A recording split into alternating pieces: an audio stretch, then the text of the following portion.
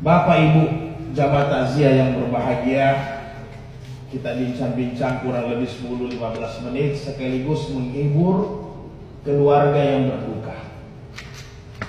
Karena takziah ini perintah agama. Takziah ini perintah Nabi.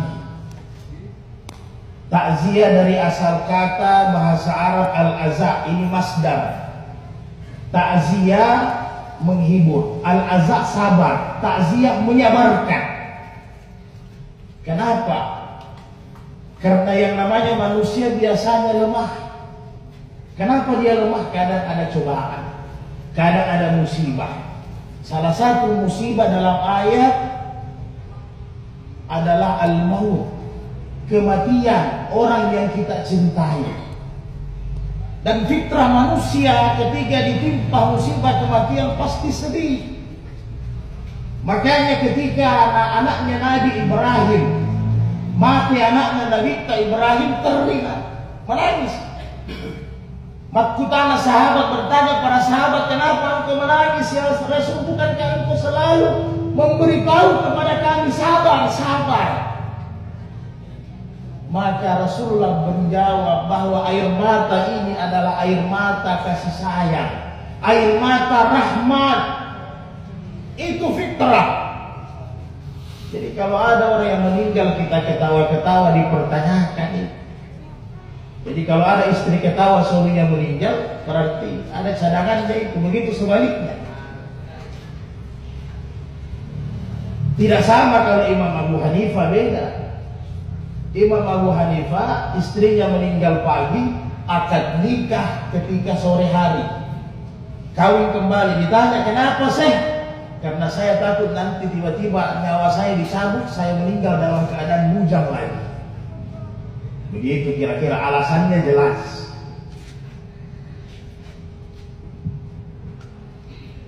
Maka kata Rasulullah, apabila kalian datang ke tempat duka, doakan orang yang ditimpa musibah, bukan hanya orang yang meninggal saja.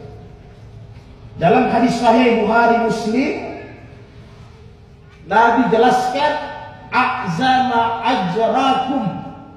Apa doa kita kepada keluarga yang meninggal?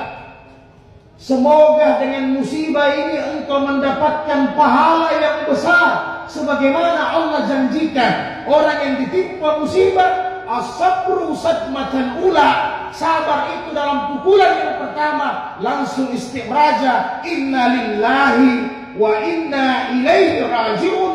Ini kata-kata yang keluar, maka dia mendapatkan ganjaran yang besar berupa pahala. Kalau Nabi katakan, kalau kita antar jenazah sampai disalatkan, pahalanya kiratun, satu kirat. Kalau sampai dikubur, kiratani, dapat 2 kirat. Bertanya sahabat, apa itu 1 kirat ya Rasul? 1 kirat pahala seperti gunung Uhud.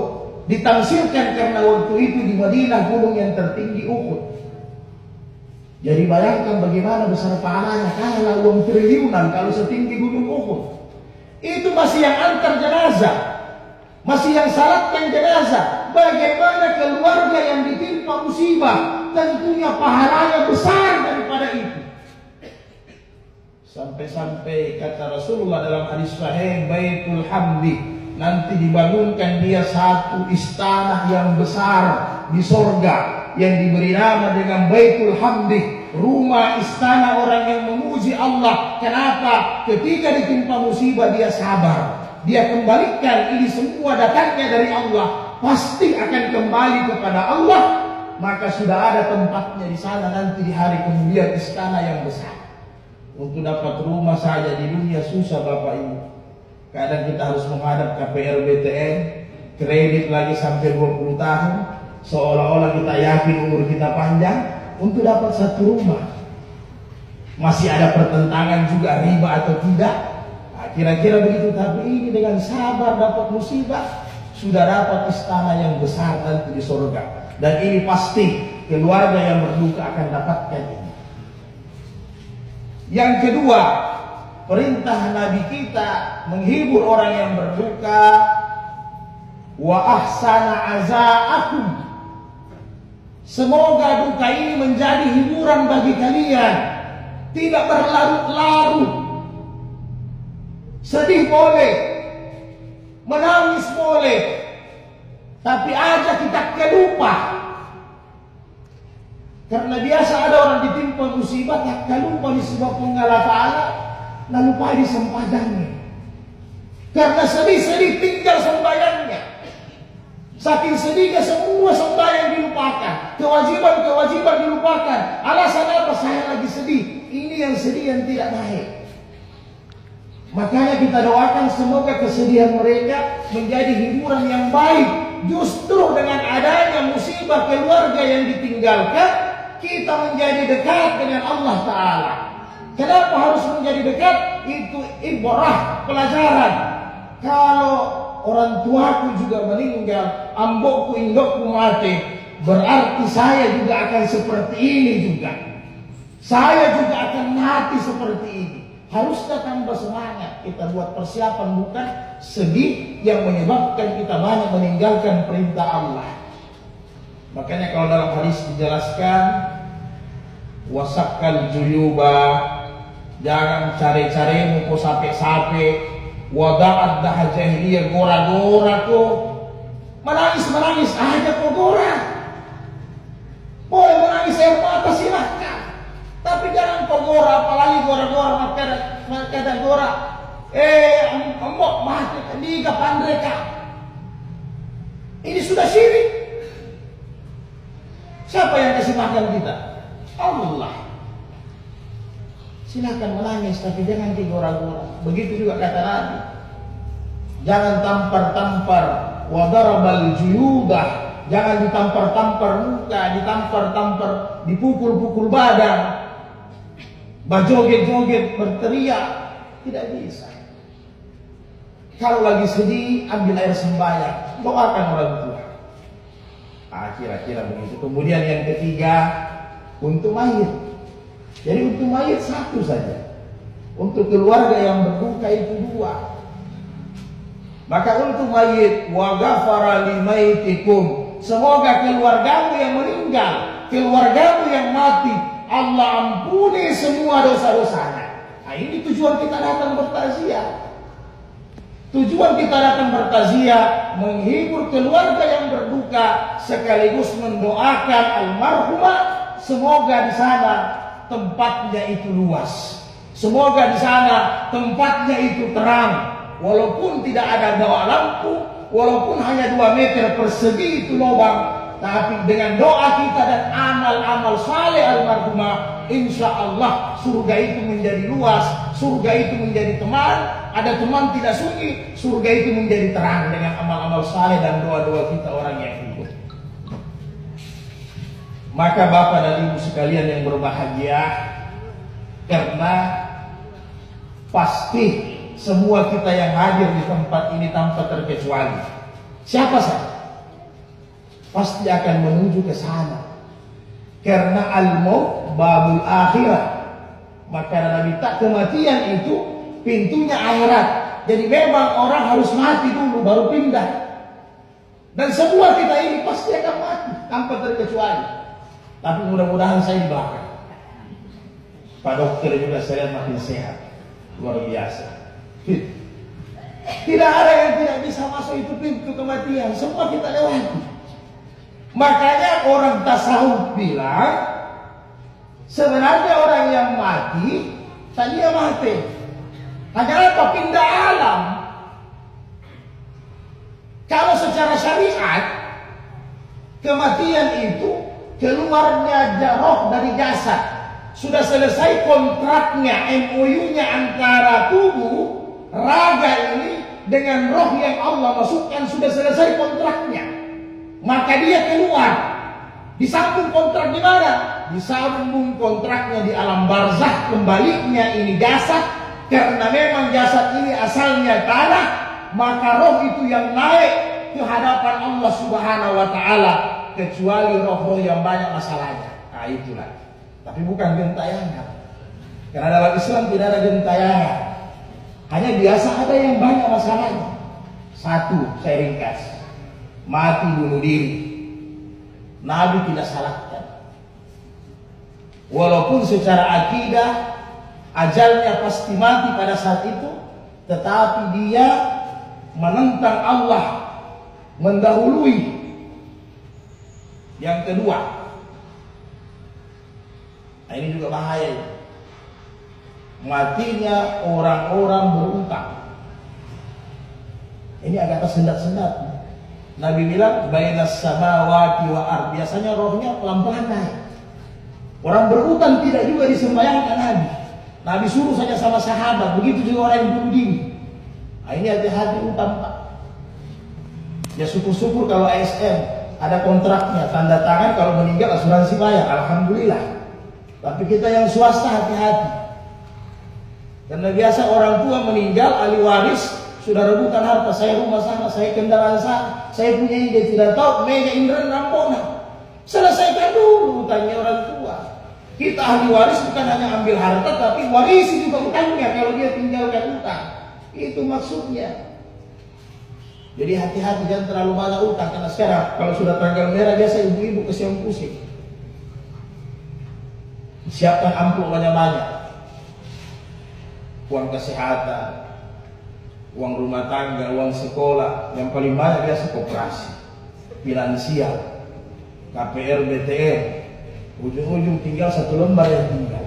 Makanya sebelum meninggal, walaupun kita tidak tahu kapan, kurangi itu utang.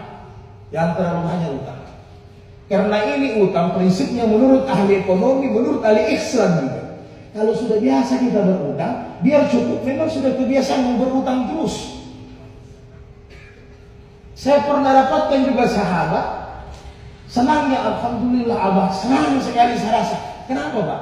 Tinggal 5 kali saya bayar utangku, terus saya mau perpanjang lagi. Karena memang apa? Karena sudah tabiat suka berutang. Jadi hidup ini ada kita ita-ita lah. Syukuri wara, zuhud, apa yang ada. Aku kaita-ita, sudah tidak ada cukupnya itu. Biar gaji 20 juta, 30 juta satu bulan tidak cukup. Karena kalau sudah satu kali ke pasar, selesai seperti pasar mau diborong. Kemudian yang terakhir, jadi nanti besok malam dengan ceramah lagi. Saya hanya dasar-dasarnya saja, sudah 15 menit. Yang tidak, yang agak lambat rohnya itu naik, nah ini yang paling parah lagi. Sudah mulai akhir-akhir ini ya. Orang yang banyak mengambil harta rakyat. Bahasa populernya korupsi.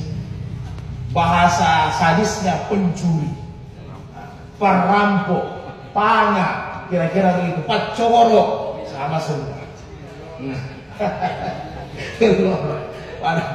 Jadi ini hati-hati Pak. Kayak tidak ada takutnya orang sekarang. Iya. Oh saya tidak korupsi, ya, tapi kebijakanmu korupsi. Saya tidak korupsi, iya. Waktu kau korupsi, lambat masuk kerja, maunya terima gaji cepat. Nah, ibu-ibu jangan terlalu banyak ditahan bapak di rumah. Hati-hati kalau waktunya terlalu banyak dicuri, korupsi juga. Belum lagi kalau yang terang-terangnya memang kita ambil fulus, kita ambil uangnya masyarakat. Luar biasa. Jadi jangan coba-coba Pak, bukan hanya kalau hanya hukum takzir pemerintah itu kecil. Bahkan mereka bisa bayar. Bahkan tahanan-tahanan penjara-penjara orang-orang korupsi itu lebih bagus daripada kita punya rumah. Paling kita pakai kipas angin, orang satu kamar kecil, satu PK AC-nya Pak. Internetnya tidak ada limitnya. Jadi jangan coba-coba Pak. Siapa yang diberikan amanah rakyat dalam hadis sahih, kemudian dia hianati, dia tipu, kalau nanti dia meninggal diharamkan surga baginya, kata Nabi. Tidak main-main. Tapi sebaliknya kalau ada pemimpin yang adil, la zillahu illa zillahu, di hari kemudian tidak ada perlindungan kecuali lindungan hanya Allah, salah satunya al-imamul adil, seorang pemimpin yang adil. Tapi ingat kata Nabi, kullukum ra'in, semua kalian ini adalah pemimpin. dan akan diminta pertanggungjawabannya kepada yang dipimpinnya. Seorang suami diminta tanggung jawabnya. Bagaimana tanggung jawabnya kepada anak dan istrinya? Apakah seimbang dia memberikan perhatian secara jasmani dan secara rohani? Dia berikan makanan yang halal, pekerjaannya halal secara jasmani, kemudian dia bimbing istri dan anaknya kepada agama.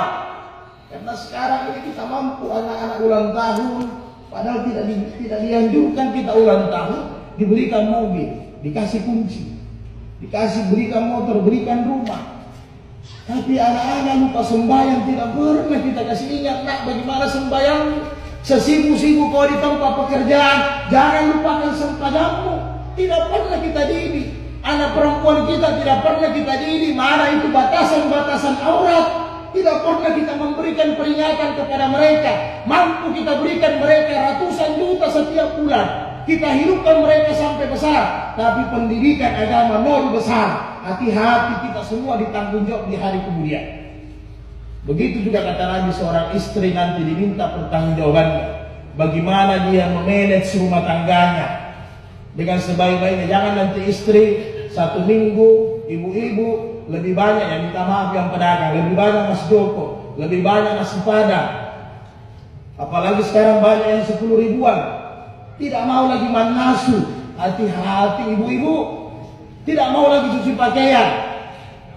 Walaupun saya laundry juga, Pak Dokter lama anggaran saya. Hati-hati, ada ibu dokter juga. Hati-hati, sekali-kali boleh tapi jangan selalu. Oh nanti sedangkan di rumah kita cuci, saya takut nanti mesin cuci yang masuk surga, nanti rice cooker yang masuk surga. Karena Indo Tariolo itu masak nasi saja luar biasa hebatnya. Saya punya Indo itu luar biasa hebatnya. Ini sementara cuci pakai sikat, tidak ada mesin cuci. Air bukan keran. Ini pakai sumur Pak, masih bagus pompa. Saya masih dapat sumur. Tidak ada katrolnya lagi diangkat. Sambil itu dia masak nasi. Bukan pakai kompor hot, bukan pakai kompor gas. Ditiup Pak. Bayangkan orang tua kita dulu hebat. Habis itu diangkat jemuran, itu setrika bukan dicok. Dicok. Betul. Kalau kena itu setrika, hancurkan. 3 kilo, 4 kilo beratnya itu kuningan. Sampai saya sedih lihat indokku. Kalau habis mencuci terpaksa saya angkat baik-baik pakaian, saya lipat taruh di bawah bantal, baru dipakai pergi sekolah. Kenapa? Karena sering kita lihat bukan main caranya, itu arang kesempatan. Kayak orang membakar ikan, baru dipilih lagi arangnya kasih masuk, dikipas-kipas lagi satu baju, setel lagi apinya. Bayangkan sekarang sudah pakai setrika listrik, kuat bahkan. Masih malas ibu-ibu bastrika. Kumpul coba di laundry.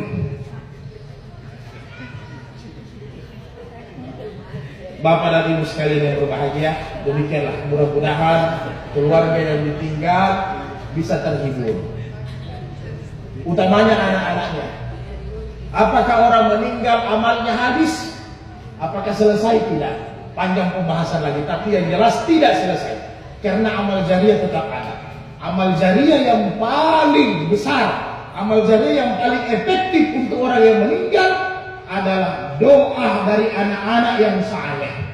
Nah, doa dari anak-anak yang saleh. Kita ini datang bertaziah, doakan seperti tadi paling 3 hari 3 malam. Itu kewajiban. Nah, kewajiban 3 hari 3 malam. Selebihnya itu maka anak-anak lah yang doakan mereka. Nah begitu. Nah, jadi kira-kira demikian. Mudah-mudahan besok malam lebih banyak lagi yang datang. Di mana ada taziah? Datang Pak. Karena taziah tidak bisa diundang. Ada biasa orang diundang, orang taziah tidak boleh, kecuali pengantin. Kalau orang meninggal tidak boleh diundang. Kewajiban kita datang. Ada juga kan tidak mau datang taziah. Alasannya nanti haram makan di tempat taziah. Yang haram itu secara hukum Islam, kalau orang yang berduka belikan minuman, belikan makanan, dia berutang. Itu haram, kita tetangga keluarga berdosa. Jadi bukan makan di sini yang haram. Kalau orang yang berduka sudah berduka, paksa lagi berutang, kasih kita makanan dengan minuman, ini dosa besar. Makanya kata Nabi, Isnau, pergi kalian takziah, li Jafar, keluarga Jafar meninggal, buatkan makanan, masakkan mereka karena mereka lagi sedih, mereka lagi sibuk. Jangan sibukkan mereka. Nah, kalau tradisi kita di Palu kan biasa sumbangan semua. Sumbangan. Itu mustahil. Demikian. Mudah-mudahan almarhumah Allah ampuni segala dosa. Allah sayangi, Allah angkat derajatnya, masukkan dalam surga bila hisab wala azaban, tanpa hisab dan tanpa siksa. Amin ya rabbal alamin. Bismillahirrahmanirrahim.